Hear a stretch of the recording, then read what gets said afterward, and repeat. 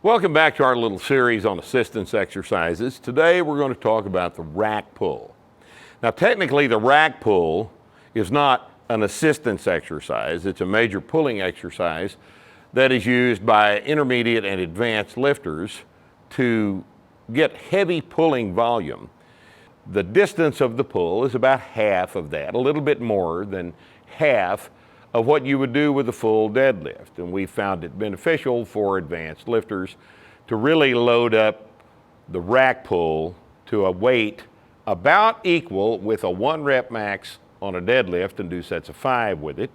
Somewhere in that neighborhood. It varies with the individual lifter.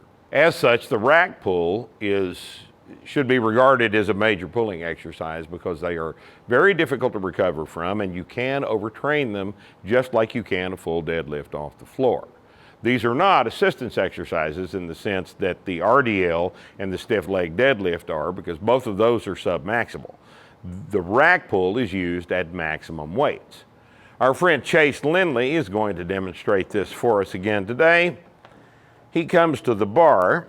Now his stance is going to be a tiny bit closer to the barbell than it would be if he were doing a correct pull. In other words, the bar in the rack pull is positioned slightly behind the middle of the foot, which produces a little bit more vertical shin angle than a pull off of the floor would.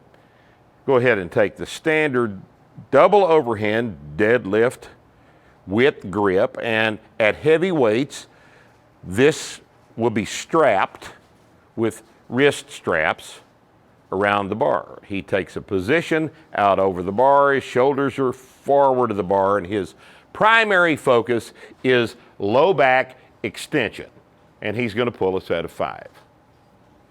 Squeeze the chest up, squeeze the low back as hard as you possibly can. The bar stays on the legs all the way from the mid shin, up on the thigh, past the knees.